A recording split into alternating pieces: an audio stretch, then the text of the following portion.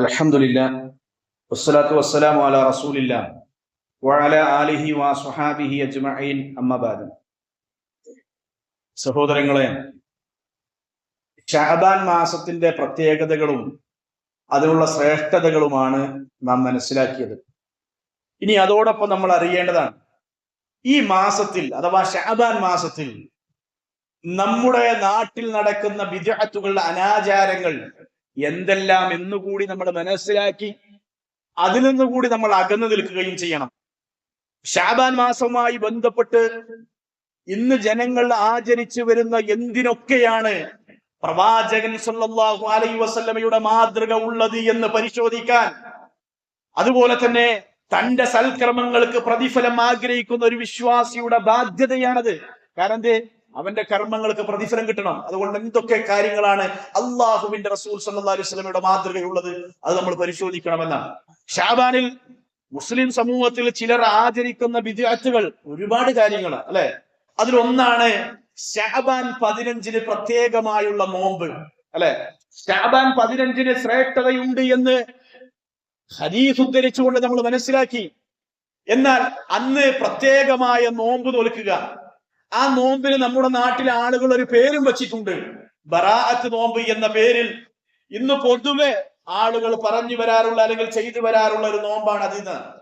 ശഅബാൻ മാസത്തിൽ പൊതുവെ നോമ്പ് നോൽക്കുക എന്നുള്ളതും ശഅബാൻ മാസത്തിന്റെ ഭൂരിഭാഗ ദിവസങ്ങളിലും നോമ്പെടുക്കുക എന്നുള്ളതും നബി സല്ലല്ലാഹു അലൈഹി വസല്ലമയുടെ സുന്നത്താണ്, പ്രവാചകന്റെ ചര്യയാണ്. ശഅബാൻ മാസത്തിൽ കഴിയുന്നത്ര നോമ്പ് നോൽക്കാം. ഏത് രൂപത്തിൽ നോൽക്കണം? അത് ഒന്ന്, നബി സല്ലല്ലാഹു അലൈഹി വസല്ലമ പഠിപ്പിച്ചതുപോലെ എല്ലാ തിങ്കളാഴ്ചയും എല്ലാ വ്യാഴാഴ്ചയും നോമ്പനുഷ്ഠിക്കുക സുന്നത്ത് നോമ്പാണ്. അതുപോലെ തന്നെ എല്ലാ മാസങ്ങളിലെയും 3 ദിവസങ്ങൾ അയ്യാമുൽ ബീദ് ഞാൻ നേരത്തെ പറഞ്ഞു, 13, 14, 15 ദിവസങ്ങളിൽ അന്ന് നോമ്പനുഷ്ഠിക്കാം. അതുപോലെ തന്നെ നബി സല്ലല്ലാഹു അലൈഹി വസല്ലമ പറഞ്ഞില്ലേ, എനിക്ക് ഏറ്റവും ഇഷ്ടപ്പെട്ട നോമ്പ് ദാവൂദ് നബി അലൈഹി സ്വലാത്തു വസ്സലാമയുടെ നോമ്പാണ്. ഏതാ ദാവൂദ് നബിയുടെ നോമ്പ്? ഒന്നിടവിട്ട ദിവസങ്ങളിൽ നോമ്പ്. ഇന്ന് നോമ്പാണെങ്കിൽ നാളെ നോമ്പില്ല, മറ്റൊന്ന് നോമ്പ്. ഇങ്ങനെയൊക്കെ ഒരാൾക്ക് ഈ മാസത്തിൽ നോമ്പനുഷ്ഠിക്കാവുന്നതാണ്. അങ്ങനെ നോമ്പനുഷ്ഠിക്കുമ്പോൾ ആ ദിവസം ശഅബാൻ 15 എന്നതുകൊണ്ട് ബുദ്ധിമുട്ടുണ്ടോ? ഇല്ല. ഒരാൾ 13, 14, 14, 15 എല്ലാ മാസവും നോമ്പ് നോൽക്കുന്ന ആളാണ്. അയാൾ 15 നോറ്റതിനോ വിരോധമില്ല. അതുപോലെ തന്നെ എല്ലാ തിങ്കളാഴ്ചയും വ്യാഴാഴ്ചയും നോൽക്കുന്ന ഒരാള് 15 ശഅബാൻ 15 ഒരു തിങ്കളാഴ്ചയാവട്ടെ പ്രശ്നമുണ്ടോ? അല്ലെങ്കിൽ വ്യാഴാഴ്ചയാവട്ടെ പ്രശ്നമുണ്ടോ? ഇല്ല. അല്ല, ഒന്നിടവിട്ട ദിവസങ്ങളിൽ നോമ്പൊലിക്കുന്ന ഒരാള് അയാൾ ശഅബാൻ 15 ഇല്ല. പക്ഷെ ഇതൊന്നും നോൽക്കാതെ തിങ്കളോ വ്യാഴമോ അല്ലെങ്കിൽ 13, 14 ഒന്നും നോമ്പനുഷ്ഠിക്കാതെ 15 അന്ന് പ്രത്യേകമായി കൊണ്ടൊരു ബറാഅത്ത് നോമ്പ് എന്ന പേരിൽ അത് മാത്രം നോൽക്കുക എന്നുള്ളത് അത് ബിദ്അത്താണ് എന്നാണ് റസൂലുള്ളാഹി സ്വല്ലല്ലാഹു അലൈഹി വസല്ലമ പഠിപ്പിച്ചു തരാത്ത കാര്യമാണ് അത് എന്ന് നമ്മൾ മനസ്സിലാക്കാം. അതാണ് നബി സല്ലല്ലാഹു അലൈഹി വസല്ലമ. അതുകൊണ്ടാണ് അതിനുവേണ്ടി ആളുകൾ ഉദ്ധരിക്കുന്ന, അതല്ലെങ്കിൽ നമ്മുടെ നാട്ടിലെ പാമരങ്ങളായ സാധുക്കളായ സാധാരണക്കാരെ പറ്റിക്കാൻ വേണ്ടി പുരോഹിത വർഗം ഉദ്ധരിക്കുന്ന ഒരു ഹദീസ് ഉണ്ട്.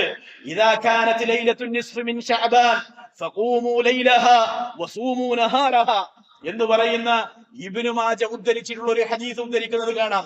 ശഅബാൻ 15 ആയാൽ അതിന്റെ പകലിൽ നിങ്ങൾ നോമ്പനുഷ്ഠിക്കുകയും അതുപോലെ തന്നെ അതിന്റെ രാത്രിയിൽ നിങ്ങൾ നിന്ന് നമസ്കരിക്കുകയും ചെയ്യുക എന്നുള്ളത്.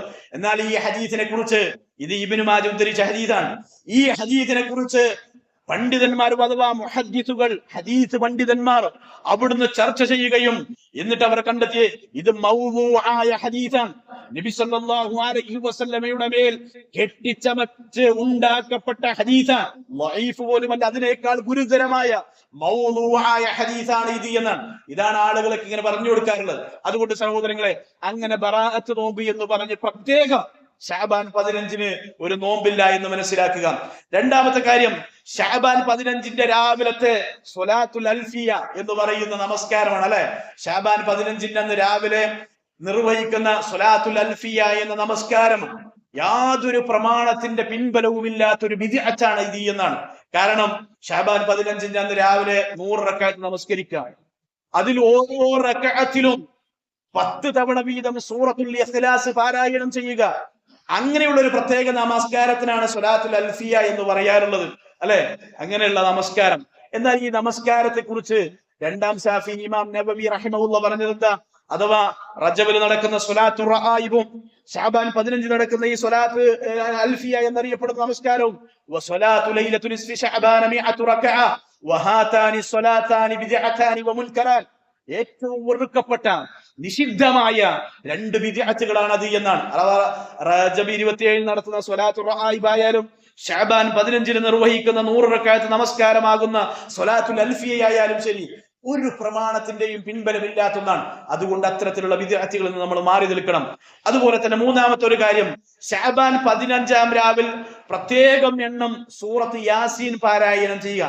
ഒരു സൂറത്ത് മാത്രം തിരഞ്ഞെടുത്ത് ആ സൂറത്ത് മാത്രം പ്രത്യേകമായി പാരായണം ചെയ്യുക എന്നുള്ളത് നാട്ടിൽ നടക്കുന്ന വിദ്യാർത്ഥികളാണ്, അല്ലെ? പ്രമാണബദ്ധമായി സ്ഥിരപ്പെടാത്ത ഒരു കാര്യമാണിത്. യാതൊരുവിധ ഹദീസും ഇതുമായി ബന്ധപ്പെട്ടുകൊണ്ട് സ്ഥിരപ്പെട്ടു വന്നിട്ടേയില്ല.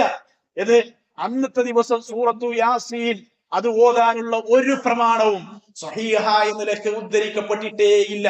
അതുകൊണ്ട് ആളുകൾ ചെയ്യുന്നത് അത് ബിദ്അത്താണെന്ന് മനസ്സിലാക്കണം. 4, ശഅബാൻ 15 അന്ന് പ്രത്യേകമായ ഭക്ഷണവും അതുപോലെ തന്നെ വിഭവങ്ങളൊക്കെ ഉണ്ടാക്കി ആഘോഷിക്കുക, ആചരിക്കുക എന്നുള്ളത്, അല്ലെ? നബി സല്ലല്ലാഹു അലൈഹി വസല്ലമ നമുക്ക് 3 ആഘോഷങ്ങൾ പറഞ്ഞു തന്നു. ഒന്ന് ഈദുൽ അദ്ഹയാണ്, മറ്റൊന്ന് ഈദുൽ ഫിത്റാണ്, മൂന്നാമത്തത് ഏതാ? അത് യൗമുൽ ജുമുഅയാണ്. ഇത് ഈദാണ്. എന്നാൽ 4മതൊരു ഈദ് റസൂലുള്ളാഹി സ്വല്ലല്ലാഹു അലൈഹി വസല്ലമ പഠിപ്പിച്ചതില്ല.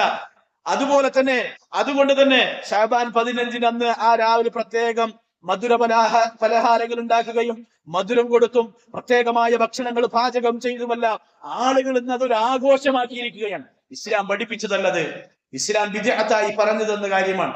അതുപോലെ തന്നെ ആയുസ് വർദ്ധിക്കാൻ, റിസ്ക് കിട്ടാൻ, ഉപജീവനം കിട്ടാൻ, അതുപോലെ തന്നെ അപകടങ്ങൾ നീങ്ങിപ്പോകാനൊക്കെ പ്രത്യേകമായി കൊണ്ട് 15 രാവിൽ അന്ന് ശഅബാൻ 15 അന്ന് ഒരു 6 റക്അത്ത് നമസ്കാരം. പലപ്പോഴും നമ്മളിത് കേൾക്കുമ്പോൾ ആദ്യമായിട്ട് കേൾക്കായിരിക്കും, അല്ലെ? ഒരു പക്ഷേ അങ്ങനെയും സമൂഹം ചെയ്യുന്നുണ്ട്, ആളുകൾ പ്രചരിപ്പിച്ചുകൊണ്ടിരിക്കുകയാണ്. അതിനും ഇസ്ലാമിൽ യാതൊരു, നേരത്തെ പറഞ്ഞതുപോലെ തന്നെ നബി സല്ലല്ലാഹു അലൈഹി വസല്ലമയിൽ നിന്ന് യാതൊരു മാതൃകയും ഇതിനൊന്നും കാണാൻ കഴിയുകയില്ല എന്നുള്ളതാണ്. ഇതൊക്കെ സമൂഹത്തിലേക്ക് അല്ലെങ്കിൽ മുസ്ലിം ഉമ്മത്തിലേക്ക് അവരുടെ വിശ്വാസത്തെയും സൽക്കർമ്മങ്ങളെയും ചൂഷണം ചെയ്യാൻ വേണ്ടി ആളുകൾ കടത്തിക്കൂട്ടിയ വിദ്യാർത്ഥികളാണ്, പുത്തനാചാരങ്ങളാണ് എന്നാണ്. ഇത്തരം പുത്തനാചാരങ്ങളെല്ലാം വെടിഞ്ഞ് വിശുദ്ധ ഖുർആനും പ്രവാചകൻ സല്ലല്ലാഹു അലൈഹി വസല്ലമയുടെ ചര്യയും തിരുസുന്നത്തും അത് ജീവിതത്തിൽ പകർത്തി ജീവിക്കാൻ വിശ്വാസികളായ നാം ഓരോരുത്തരും പരിശ്രമിക്കുക. ഇനി ഒരാൾക്ക് ഉദ്ദേശമുണ്ടെങ്കിൽ, ഒരാൾ ഉദ്ദേശിക്കുന്നുവെങ്കിൽ അയാൾക്ക് ചെയ്യാൻ മാത്രം സുന്നത്തുകൾ, അല്ലെ? അയാൾക്ക് ചെയ്യാൻ മാത്രം സുന്നത്തുകൾ അള്ളാഹുവിന്റെ റസൂൽ സല്ലല്ലാഹു അലൈഹി വസല്ലം പഠിപ്പിച്ചിട്ടുണ്ട്. ആ പഠിപ്പിച്ച സുന്നത്തുകൾ തന്നെ എത്രയോ ഉണ്ട്. ആ സുന്നത്തുകൾ ഈ മാസത്തിൽ നമ്മൾ ചെയ്യാൻ ധൃതി കാണിക്കുകയും അല്ലെങ്കിൽ താല്പര്യം കാണിക്കുകയും അതുപോലെ തന്നെ സുന്നത്ത് നോമ്പുകൾ എടുത്ത് അടുത്ത വരാനിരിക്കുന്ന റമദാനിനെ വരവേൽക്കാനുള്ള മുന്നൊരുക്കങ്ങൾ വിശ്വാസികളായ നമ്മൾ നടത്തുകയും ചെയ്യുക. അള്ളാഹു നമുക്കതിന് തൗഫീഖും ആഫിയത്തും നൽകി അനുഗ്രഹിക്കുമാറാകട്ടെ.